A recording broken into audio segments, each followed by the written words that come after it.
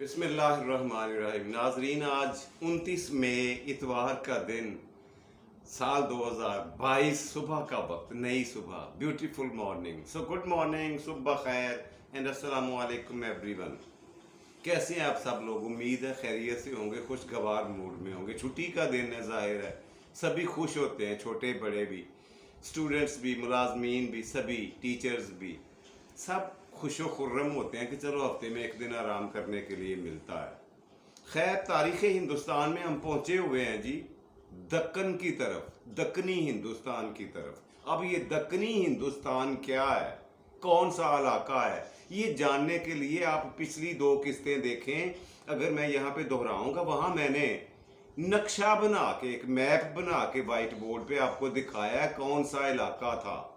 दक्कनी हिंदुस्तान, बंध्याचल पहाड़ के उस तरफ, दक्कन की तरफ, जनूब की तरफ बहुत बड़ा एरिया था। इसको हमने पहले डिस्कस नहीं किया था, अब इसको कर रहे हैं। हुआ ये कि 2 बड़ी सल्तनतें थी, मैंने आपको बताया, विजयनगर और बहमनी रियासत। बहमनी रियासत के जवाल के बाद, उसके टूटने के बाद, उसके बर्बाद होने के बाद 5 मुसलमान मुमलिकतें, मुल्क, आज़ाद मुल्क बने दक्कन में। और ये 5 के 5 पठानों ने बनाए, अफगान पठान थे जिन्होंने ये 5 मुल्कों को आबाद किया था। ये बात हो रही है 1500 ईस्वी से लेकर 1657 ईस्वी तक। ये नोट फरमा लें, 1500 ईस्वी से 1657 ईस्वी तक, ये तकरीबन 107 साल बनते हैं। ये नोट फरमाएं, 107 साल पठानों की ये 5 सल्तनतें कायम रहीं। इनकी तफसील मैं मुख्तसरन आपको बता देता हूँ कि इसके वस्त में बेदर की रियासत, शिमाल में बरार, वस्त में यानी दरमियान में, वस्त में बेदर, ये रियासत बनी, ये मुल्क बना वस्त में। नोट फरमाएं। और इसके अलावा शिमाल में बरार और अहमदनगर, शिमाल में बरार और अहमदनगर, ये 2 बहुत बड़ी मुमलिकतें बनी। ये नोट करें। और जनूब में बीजापुर और गोलकंडा, जनूब में बीजापुर या बेजापुर और गोलकंडा, ये 2 रियासतें जनूब में बनी। ये नोट फरमा लें। ये 5 रियासतें थी जो पठानों ने अपने पैरों पर खड़ी करी। ठीक है, इन 5 रियासतों में पिछली किस्त में मैंने आपको बेजापुर के बारे में तफसील से बताया है। अगर किसी ने नहीं सुना या नहीं देखा तो पिछली किस्त देखे, क्योंकि मैं रिपीट नहीं कर सकता, ये अफोर्ड नहीं कर सकता, हमारा प्रोग्राम वक्त महदूद होता है, थोड़ा होता है, रिपीट करने की गुंजाइश नहीं होती। इसमें जो मुल्क है ना, अहमद बेजापुर, ये वाला, इसकी तफसील मैंने आपको पिछले प्रोग्राम में बता दी है। आज मैं आपको बताऊंगा ये अहमदनगर के बारे में। ये नोट फरमाएं। अच्छा जी, अहमदनगर जो था ना, ये भी बीजापुर के साथ ही 1489 में आबाद हुआ। अहमदनगर के साथ, अहमदनगर और ये बेजापुर दोनों इकट्ठे ही बने थे मुल्क 1489 में। ये था जी इसका क़याम का साल, 1489। बेजापुर के साथ ही अहमदनगर भी बना था। और हुआ ये कि 1489 में कायम होने के बाद इसका जो बानी था उसका नाम था निज़ाम शाह। इसकी बुनियाद रखने वाला, इसको बनाने वाला, कायम करने वाले बंदे का नाम था, जो पठान था, निज़ाम शाह।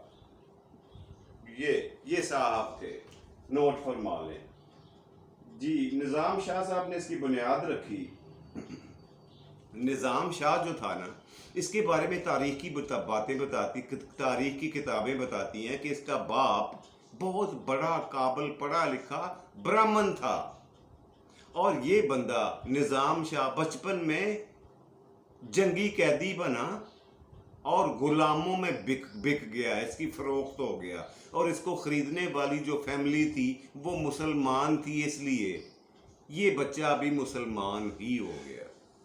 मुसलमानों में आंख खोली, पला बड़ा, उनके मन में जवान हुआ और मुसलमान ही रहा। फिर ये वापस ब्राह्मण अपने बाप की तरफ नहीं गया। इस शख्स ने 1489 में अहमदनगर की बुनियाद रखी थी। ये इसका नोट फरमा लें। और इसके 7 साल के इसके बाद इसने इसका खास कारनामा निज़ाम शाह का ये था कि इसने 7 साल तक दौलत नगर का मुहासरा किए रखा, एक और ममलिकत का मुहासरा किए रखा, उसको घेरे में लिए रखा अपनी फौज के जरिए और उसको फतह कर लिया। और यूं अहमदनगर की रियासत जो थी, अहमदनगर, ये बहुत बड़ी ताकतवर, बहुत बड़े एरिए पर मुहित हो गई दौलताबाद को फतह करने के बाद। अब हुआ क्या कि वक्त गुजरता गया, तकरीबन 100 साल के बाद 1595 में क्या हुआ कि उधर दिल्ली में खैर से अकबर बादशाह की, मुगल आजम की हुकूमत कायम हो चुकी थी। ठीक है, यहां तक समझ आई। उधर अभी हम नहीं गए दिल्ली की तरफ, उधर अभी हमने जाना है, उसको डिस्कस करेंगे सारे का सारा मुगलिया सल्तनत को। हम अभी घूम रहे हैं दक्कनी हिंदुस्तान में, वहीं के हालात बता रहा हूं आपको। ये दूसरी रियासत है जो अब मैं आपके सामने रखे हुए हूँ। 5 रियासतें कुल थी, 5 मुल्क कुल थे जो पठानों ने आबाद किए, और उनमें से बीजापुर के बाद अहमदनगर की बात हो रही है। इसका 1595 में अकबर के बेटा था एक, अकबर बादशाह का, उसका नाम था मुराद नामी जो बंदा बेटा था अकबर बादशाह का। इसने अपनी ताकतवर फौज के साथ इसने हमला कर दिया अहमदनगर पर, और जाकर और सीधा इसने कले को अपने मुहासरे में ले लिया, शाही कला। लेकिन शाही कले की दीवारें टूटी फूटी और वो सीधा हो चुकी थी, इसलिए कि अहमदनगर का जो बादशाह था उस वक्त का, वो इंतहाई उम्र रसीदा, ज़ईफ और बीमार था, और मुल्क के माशी हालात भी इतने अच्छे नहीं थे। इसलिए क्या हुआ कि सारे लोगों ने मिलकर, अहमदनगर के लोगों ने और बादशाह ने खुद मिलकर चांद बीबी से राब्ता किया। अब ये चांद बीबी कौन है? बड़ी मशहूर व मारूफ खातून है, तारीख की किताबें भरी पड़ी हैं, इसकी तारीफें करते नहीं थकते। अगर किसी को नहीं पता तो पिछले 2 प्रोग्राम देखें, आपको समझ आ जाएगी चांद बीबी कौन थी। चांद बीबी, मैं यहाँ रिपीट करने की पोजीशन में नहीं हूं। चांद बीबी ये नाम है इस औरत का। इसके बारे में तफसील से पिछली किस्तों में बता चुका हूं। सब ने मिलकर जाकर ये चांद बीबी का जाके मिन्नत में समाजत की, इसको तलाश किया और इससे ये कहा कि आके आप अहमदनगर का तख्त संभालें। लेकिन उस वक्त ये ज़ईफ हो चुकी थी, बूढ़ी हो चुकी थी। चांद बीबी की उम्र उस वक्त बताते हैं 50 साल थी। शी वॉज 50 ईयर्स ओल्ड, 50 साल की थी जब का ये वाकया आपको सुना रहा। 50 साल की उम्र थी इस औरत की, और इसको तलाश करने के बाद इसको अहमदनगर वालों ने दरखास्त की, साहब ने मिलकर, दरबारियों ने, बादशाह ने, सरदारों ने, कि आकर फौरी तौर पर अहमदनगर का चार्ज संभालें, बादशाह को हटाते हैं, उसकी जगह आप बैठें। इसलिए कि मुगलों ने हमला कर दिया है और अपने मुल्क की हिफाजत करने के लिए हमें आपसे बेहतर कोई नज़र नहीं आया। चांद बीबी ने काफ़ी देर इनकार करने के बाद आखिर मान गई। वो चली अपने घर से और सीधा अहमदनगर पहुंची और जाकर बादशाह सलामत से चार्ज ले लिया, खुद तख्त पर बैठ गई, बादशाह बन गई। जंग के दौरान ही जब मुगलों ने हमला किया हुआ था, लेकिन अभी कले के करीब नहीं आ रहे थे वो कले। अच्छा, चांद बीबी ने चार्ज लेने के बाद क्या किया कि एक तीसरी रियासत थी, मुसलमान मुमलिकत थी, उसका नाम था बेजापुर, जिसका तज़किरा मैं आपको पिछली किस्त में बता चुका हूं। बेजापुर का जो बादशाह था, उसको एक खत लिखा कि मुगलों के साथ लड़ने के लिए मुझे फौरी तौर पर कुछ फौजी इमदाद की ज़रूरत है, आप मुझे इमदाद दें, मैं इसके इवज़ आपको माकूल मुआवजा दूंगी। बेजापुर के बादशाह ने हामी भर ली, लेकिन फौज अभी पहुंची नहीं थी। हुआ क्या, जाहिर है फौज के तैयार होकर आने में देर लगती है। हुआ क्या कि रात को मुगलों ने 1 किलोमीटर दूर से सुरंग लगाना शुरू कर दी, सुरंग बनाना शुरू कर दी, जो सीधा आकर कले के अंदर निकलनी थी। गौर फरमाएं। और जब वो पहुंचे दीवार के पास, खोदने वाले कले की दीवार के पास, तो उन्होंने वो बुनियाद खोखली कर दी और वहां से कले की दीवार गिर गई।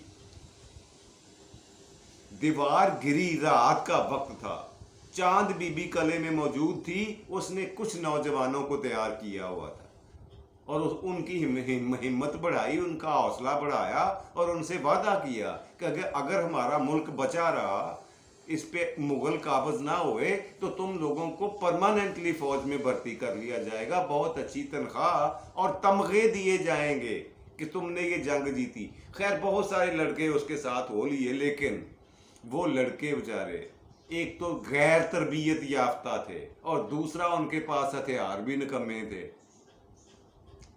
चांद बीबी अकेले उन चंद लड़कों के साथ खड़े हो गई उस जगह पे जहां से दीवार गिरी थी कले की। वहां पे जो मुगल फौजी अंदर आता, चांद बीबी अपने बच्चों के साथ उसका सर उड़ा देती, उसको काट कर 2 कर देती। यहां तक कि उसने सैकड़ों फौजियों को वहां पे कत्ल किया उस कले की दीवार पर, उस औरत ने। और फिर उसको यूं लड़ते हुए देखकर उस औरत को, अहमदनगर के बासियों को, आम आवाम को, पब्लिक को भी थोड़ी गैरत आ गई और उन्होंने भी सर पर कफन बांधकर लड़ना शुरू कर दिया और 2 दिन तक मतवातर लड़ते रहे। अब अगली रात जब हुई तो रातों वो मुगल पीछे हटे दीवार से और रातों रात चांद बीबी ने कले की दीवार को दोबारा मरम्मत करवाया, पूरे का पूरा मजदूरों को लगाकर उस दीवार को मुकम्मल तौर पर तामीर करवा दिया नए सिरे से। अब क्या हुआ कि 2-4 दिन गुजरे थे कि उधर से प्यादा आ गया, एक मैसेज आ गया, पैगाम आ गया बेजापुर की तरफ से। पैगंबर ने आके, डाकिये ने आके बताया, जी बेजापुर की फौज आपकी मदद के लिए बहुत करीब पहुंच चुकी है, जो आपके पास 1-2 दिन में आ जाएगी। 1-2 दिन आप इन मुगलों को रोक कर रखें, फिर देखें इनका हाल क्या होता है। फौज आपके पास पहुंच रही है। आपके रुके पर, आपके खत पर बेजापुर के बादशाह ने अमल करते हुए, आपकी दरखास्त को कबूल करते हुए एक माकूल फौजी दस्ता भेजा है आपके लिए। ये खबर अब मुगलों ने भी सुन ली। समझ रहे हैं ना आप, मुगलों की फौज ने भी सुन ली कि इनको तो फौजी इमदाद आ रही है और बहुत बड़ी आ रही है। फिर उसने क्या किया, मुराद अकबर बादशाह का बेटा, जो हमला आवर था, इंचार्ज था, कमांडर था फौज का, मुगल फौज का, उसने चांद बीबी से सुलह कर ली। सियासी चाल खेल गया ना, उसने सोचा कि अब मरने से बेहतर है सुलह कर ली जाए। चांद बीबी से सुलह की और वापसी पर बरार का इलाका फतह करता हुआ वापस अपने वतन चला गया। उसके बाद क्या हुआ, होना क्या था, वही हुआ जो मुसलमानों में हुआ करता है। कुछ अरसा गुजरा होगा कि चांद बीबी अपने दरबार में बैठी थी, तो वहां के एक दरबारी ने, एक वजीर ने, जो खुंदक रखता था جو बुग़्ज़ और अनाज से भरा हुआ था चांद बीबी से, को पुराना गुस्सा था, उसने चांद बीबी को नहता देखकर, अकेले देखकर उस पर हमला किया और उसकी गर्दन उड़ा दी। चांद बीबी को कत्ल कर दिया गया तख्त पर बैठे हुए,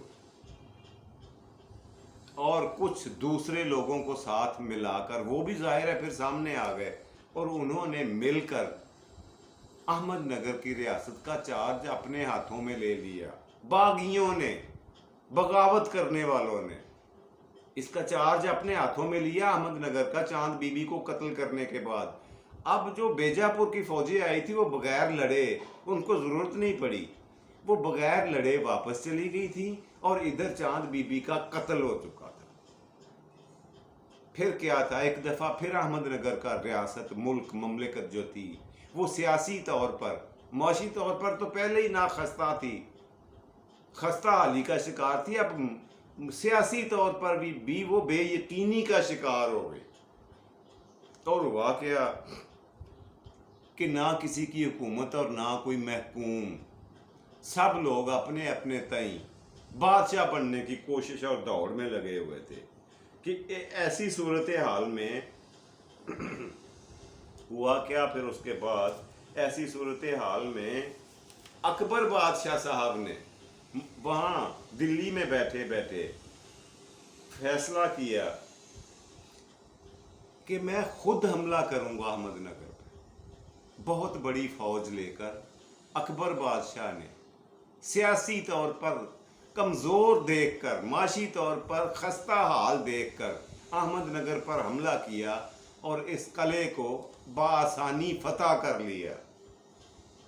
और यूं अहमदनगर का 100 साला जो दौर था, 100 साल से भी कहा जाता है 107 साल, 107 ईयर्स का जो दौर था वो इख्तिताम पजीर हुआ, ख़त्म हुआ, अपने मंतकी अंजाम को पहुंचा।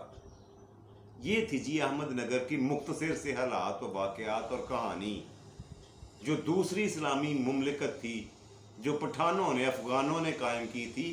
बेजापुर की आपको मैं पिछली किस्त में बता चुका हूँ, आज अहमदनगर के बारे में मैंने आपको बताया। उम्मीद है आप समझ गए होंगे। अगर किसी बात की समझ ना आए तो पूछ लिया करें कमेंट्स में, मैं आपको दोबारा बता दिया करूँगा, मुझे कोई इसमें आर नहीं होती बताने में। लेकिन मुख्तसर और इख्तिसार करना मेरी मजबूरी है, इसलिए कि प्रोग्राम का वक्त जो है वो लिमिटेड होता है, इसके बाहर नहीं जा सकते हैं और इसे घंटों पर मुहित नहीं किया जा सकता।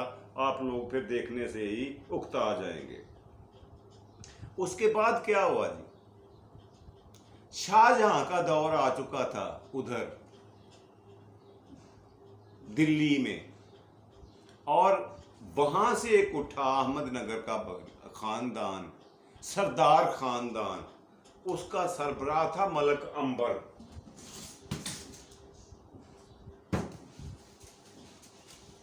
मलक अंबर साहब थे, ये सरदार था अहमदनगर का, मलक अंबर। इसके बेटों ने कब्जा कर लिया, फिर से भगा दिया मुगल फौजियों को, मुगल फौजियों से आजाद करवा लिया अहमदनगर को दोबारा। मगर ये शाहजहां के घर के वफादार और नमक खार निकले। ये मलक अंबर की औलाद जो थी, इन्होंने अपने हाथ से थाली में रखकर अहमदनगर दोबारा मुगलों को पेश कर दिया, और फिर से ये मुगल सल्तनत के ज़ेरे तहत मातहत हो गया, ज़ेरे तसल्लत आ गया। ये शाहजहां के दौर की बात कर बता रहा हूँ। ये थी जी आज की स्टोरी, आज की जो मैंने आपको सल्तनत बतानी थी। कल इंशाल्लाह किसी अगली सल्तनत की बात करेंगे। 2 हो गई, 3 बाकी रह गई है। मैं कोशिश करूंगा कि कल 2 सल्तनतों के बारे में मुख्तसर करके आपको बताऊं, ताकि आगे बढ़ें, आगे बढ़ते जाएं जी। आज के प्रोग्राम का पहला सेगमेंट यहीं पे ख़त्म करते हैं।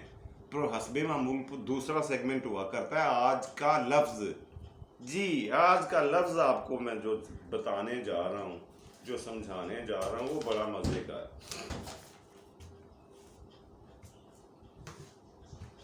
ये है जी, आपने मुझे पढ़कर सुनाना है मैंने क्या लिखा है। جی یہ دیکھیں، یہ میں نے لکھا ہے مصرع. آپ نے ٹھیک پڑھا ہے مصرع. کون ہے ہم میں سے جو اس لفظ کو نہیں جانتا؟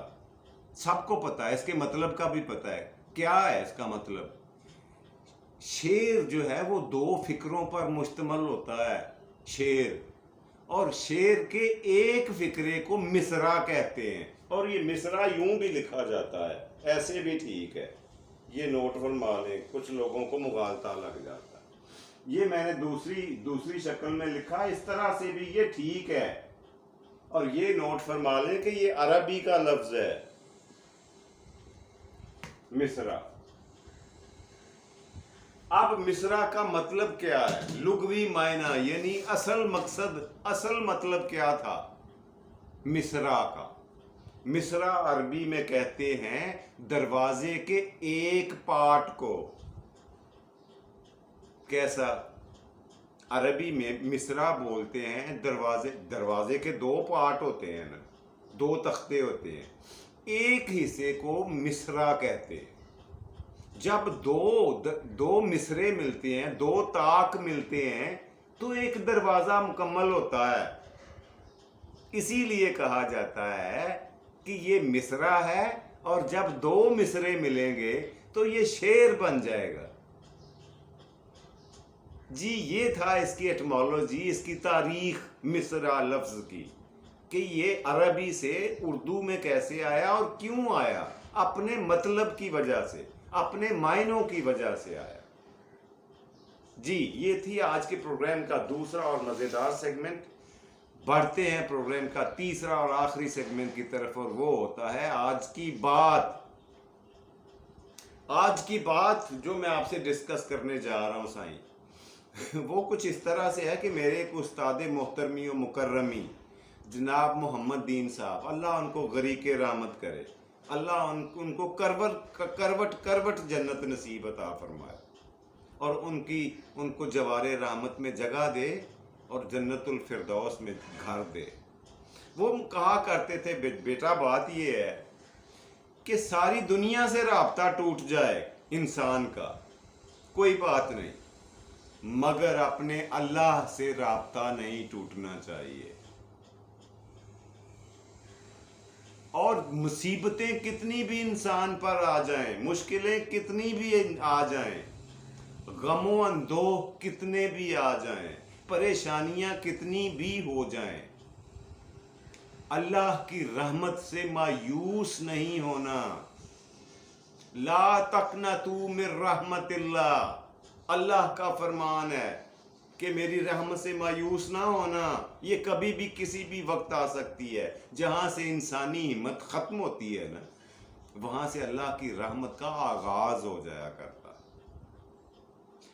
اور اللہ سبحانہ و تعالی، ابھی میرے استاد کی بات مکمل نہیں ہوئی، سنتے جائیں. اور اللہ سبحانہ و تعالی کہا کرتے تھے، اللہ پاک اپنے بندے سے بہت پیار کرتے ہیں، انتہائی محبت کرتے ہیں.